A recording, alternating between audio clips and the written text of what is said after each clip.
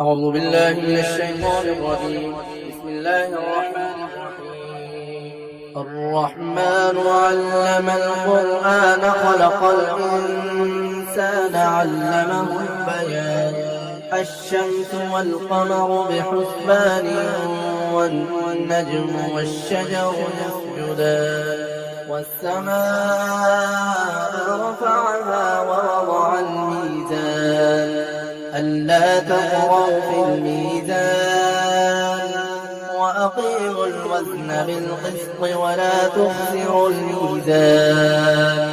والأرض وضعها للأنام فيها فاكهة والنخل ذات الأكمام والحب ذو العصف والريحان فبأي آلاء ربكما تكذبان خلق الإنسان من صلصال كالفخار وخلق الجان من مارد من نار فبأي آلاء ربكما تكذبان رب المشرقين ورب المغربين فبأي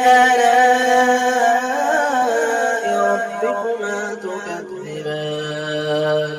مرج البحرين يلتقيان بينهما برزخ لا يبغيان فبأي آلاء ربكما تكذبان يخرج منهما اللؤلؤ والمرجان فبأي آلاء ربكما تكذبان وله الجوار المنشآت في البحر كالأعلام فبأي آلاء ربكما تكذبان كل من عليها فان ويبقى وجه ربك ذو الجلال والإكرام فبأي آلاء ربكما تكذبان يسأله من في السماوات والأرض كل يوم هو في شأن فبأي آلاء ربكما تكذبان سنفرغ لكم أيها الثقلان فبأي آلاء ربكما تكذبان يا معشر الجن والإنس إن استطعتم أن تنفذوا من أقطار السماوات والأرض فانفذوا لا تنفذون إلا بسلطان فبأي آلاء ربكما تكذبان يرسل عليكما شواظ من نار ونحاس فلا تنتصران فبأي آلاء ربكما تكذبان فإذا انشقت السماء فكانت وردة كالدهان فبأي آلاء ربكما تكذبان فيومئذ لا يسأل عن ذنبه إنس ولا جان فبأي آلاء ربكما تكذبان يعرف المجرمون بسيماهم فيؤخذ بالنواصي والأقدام فبأي آلاء ربكما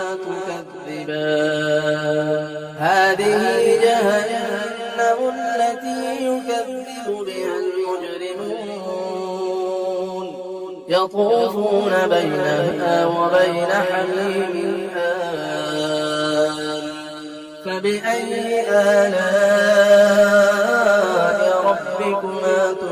تكذبان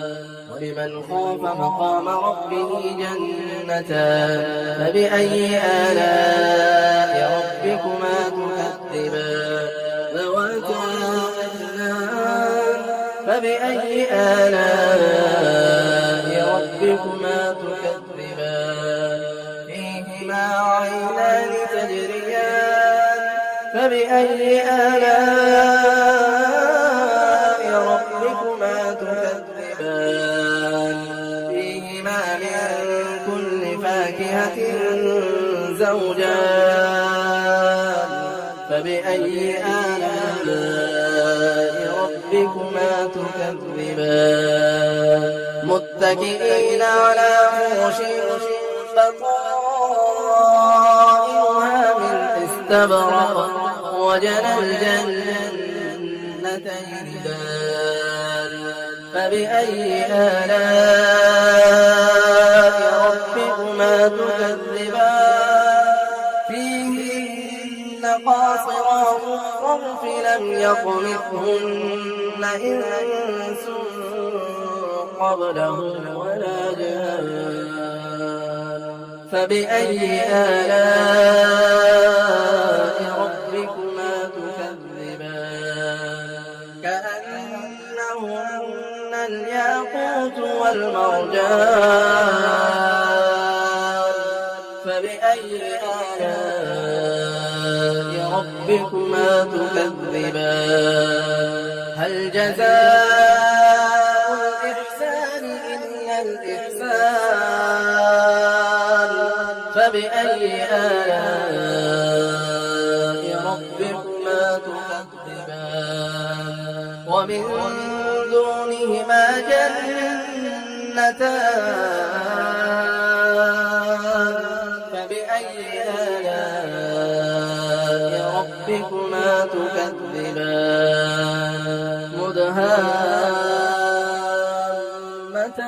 مدهامتان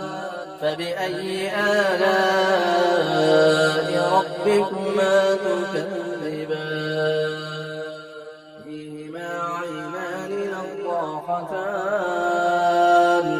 فبأي آلاء ربكما تكذبان فيهما فاكهة ونخل ورمان فبأي آلاء ربكما تكذبان فيهن خيرات حسان فبأي آلاء ربكما تكذبان حور مقصورات في الخيام فبأي آلاء ربكما تكذبان لم يطمثهن إنس قبلهم ولا جان فبأي آلاء ربكما تكذبان متكئين على رفرف خضر وعبقري حسان فبأي آلاء ربكما تكذبان تبارك اسم ربك ذي الجلال والإكرام